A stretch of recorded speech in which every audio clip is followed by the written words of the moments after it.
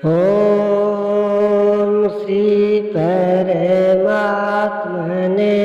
नमः।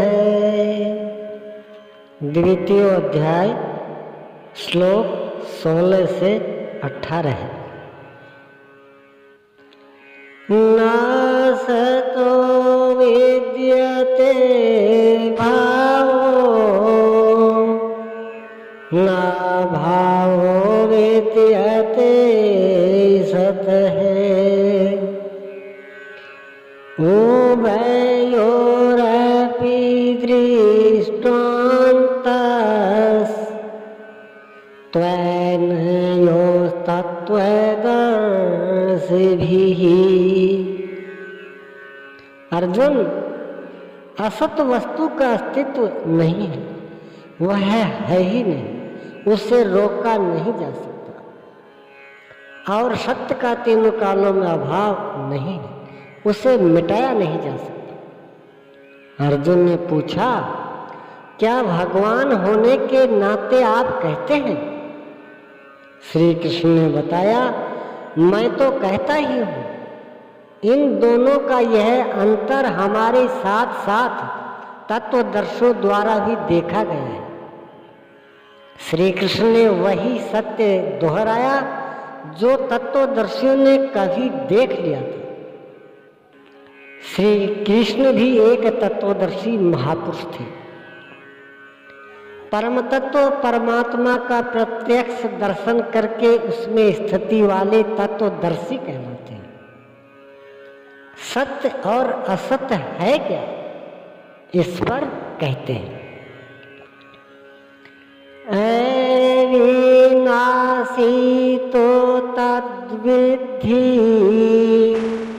येन सर्वमेतं ततं। विनाशमव्ययस्यास्य न कश्चित् कर्तुमर्हति।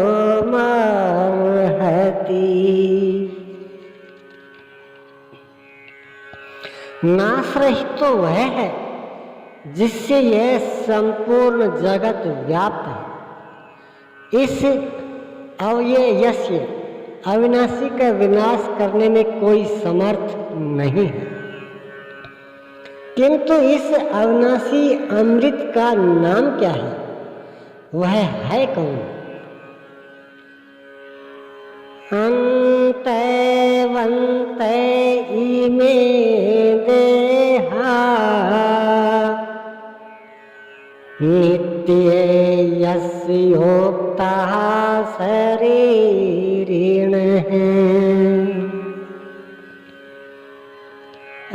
अनासीनो प्रमेयस्य तस्माद् युध्यस्व भारत। अविनाशी अप्रेम में नित्य स्वरूप आत्मा के ये सभी शरीर नाशवान कहे गए।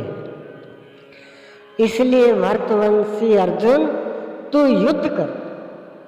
आत्मा ही अमृत है, आत्मा ही अविनाशी है, जिसका तीनों काल में नाश नहीं होता।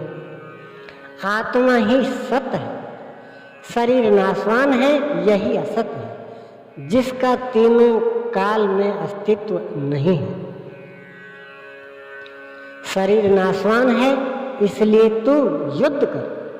इस आदेश से यह स्पष्ट नहीं होता कि अर्जुन केवल कौरवों को मारे। पांडव पक्ष में भी तो शरीर ही खड़े थे। क्या पांडवों के शरीर अविनाशी थे? यदि शरीर नाशवान है तो श्री कृष्ण किसकी रक्षा में खड़े थे? क्या अर्जुन कोई शरीरधारी था? शरीर तो असत है, जिसका अस्तित्व नहीं है, जिसे रोका नहीं जा सकता। क्या श्री कृष्ण उस शरीर की रक्षा में खड़े हैं? यदि ऐसा है तो वे भी अविवेकी और मूढ़ हैं, क्योंकि आगे श्री कृष्ण स्वयं कहते हैं कि जो केवल शरीर के लिए ही बचता है श्रम करता है वह अविवेकी और मूढ़ बुद्धि है। वह पापायु पुरुष व्यर्थ ही जीता है। अंततः अर्जुन कौन था? वस्तुतः अनुराग ही अर्जुन है। अनुरागी के लिए इष्ट सदैव रथी बनकर साथ में रहते हैं, सखा की भांति उसका मार्गदर्शन करते हैं। आप शरीर नहीं है, शरीर तो आवरण है, रहने का मकान है, उसमें रहने वाला अनुराग पूरित आत्मा है। भौतिक युद्ध मारने काटने से शरीरों का अंत नहीं होता। यह शरीर छूटेगा तो आत्मा दूसरा शरीर धारण कर लेगा। इसी संदर्भ में श्री कृष्ण कह चुके हैं कि जिस प्रकार बाल्यकाल से युवा या वृद्धावस्था आती है, उसी प्रकार देहांतर की प्राप्ति होती है। शरीर काटेंगे तो जीवात्मा नया वस्त्र बदल लेगा। शरीर संस्कारों के आश्रित है और संस्कार मन पर आधारित है। मने एव मनुष्याणाम कारणम बंधे मोक्ष योः। मन का सर्वथा निरोध होना, अचल स्थिर ठहरना और अंतिम संस्कार का विलय एक ही क्रिया है। संस्कारों की सतह का टूट जाना ही शरीरों का अंत है। इसे तोड़ने के लिए आपको आराधना करनी है, जिसे श्री कृष्ण ने कर्म या निष्काम कर्म योग की संज्ञा दी है।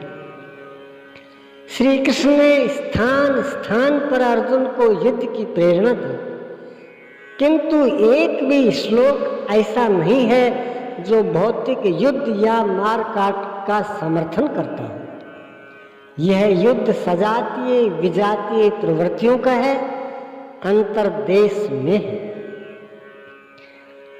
ओम श्री सद्गुरुदेव भगवान की जय।